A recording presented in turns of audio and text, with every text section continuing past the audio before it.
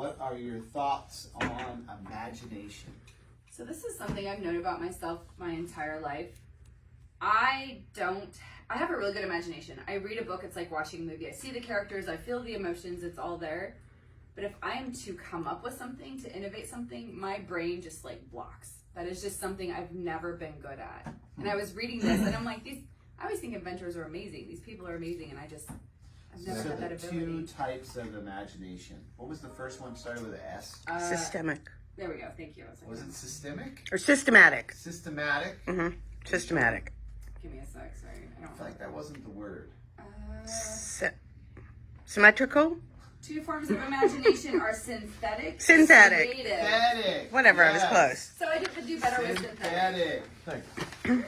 Shelly walked across our video. I'm sorry. It's okay.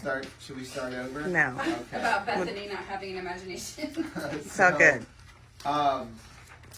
Synthetic. So I thought that this was really interesting because I think that a lot of times most of us get trapped in synthetic imagination. So our imagination is being cued by our previous experiences, by outside influences, instead of getting to a true place of creativity, which is creative imagination, right? And I think this is really cool how it talks about that, you know, once you switch and you really are in that creative state, when things just come to you, like out of nowhere, like that is you tapping into infinite intelligence. Essentially, things are being suggested to you from outside, and that's where these ideas come from. And I just think about like so many things that happen to all of us that we realize don't come from us, right? Like it's just like, oh, this thing like came out of nowhere, or this idea came out of nowhere. I think it just, you know, reflects us tapping into the universe, right? And being kind of guided, almost like I always say that, you know, in our business, we see divine intervention firsthand, right? So it's kind of like you're going down a road, but the road has these bumpers on the sides. It's kind of like that, like you're being steered, you know, through your imagination, these things that are coming to you that, oh, I have this idea, I'm going to go this way. Well, where did that come from, right? But it's funny because a friend of mine and previous mentor of mine just sent a video yesterday where he was talking about how we have to pause before we can speed up. We have to slow down to speed up. And this is exactly what he was talking about, was just having the ability to stop and really get our minds in a space where we can search for that creative imagination and figure out, like, what are the things that I'm supposed to be doing, that I'm supposed to be listening to? Where are the ideas that I need to be able to, and it's not something you can just do in a second. You know, I think that's the issue for most of us and why we're in, what's it called again? Synthetic? Synthetic imagination, because we never slow down enough to get to creative. Because if you're going really, really fast, that creative and it's hard to open that creative imagination up. So, just an observation that I have that it, you know, aligned with. No, leave it. That it aligned with, you know, kind of what he was saying. So that's another thing that I noticed. I think it's important for us to listen to what's happening around us, and you know, we're reading this book, we're hearing these things, we're seeing these things. Like I think we often move so fast that we don't pay attention to all the writing that's on the wall that's really trying to tell you, like, hey, hone in on this, right? So that was my big takeaway, was like, all right, so got a mentor that says that I have to take a pause, got to slow down.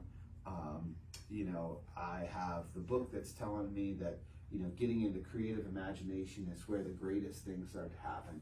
Obviously, it takes time to get there. Well, I have got to find time in my day where I can just have 30 minutes to just kind of meditate and be quiet and let things come to me. Let ideas come into play, right? Robbie? Kind of the one thing I took away from it was the dude was talking about preparing for his sermon. Something like that to get $1 million in a week.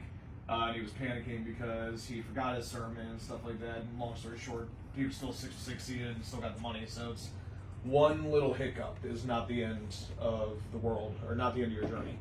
You know. I like that. Yeah. Yeah. And also, I would like to point out that this chapter of the book really showed its age by talking about the new invention of radio and crooners and these newfangled talk shows that are going to take over the world. Right. Which did for a period of time. No, yeah. Right? It was not wrong, because if you figure the next 50 years after this book, radio did really dominate. Yep. You know what I mean? In the way that he was mentioning.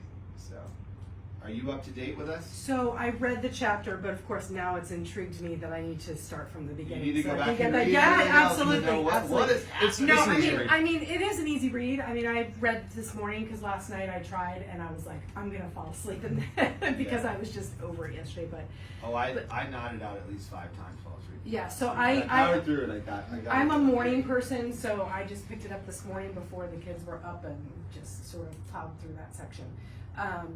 I was really interested though about how the Southwest thing became a thing.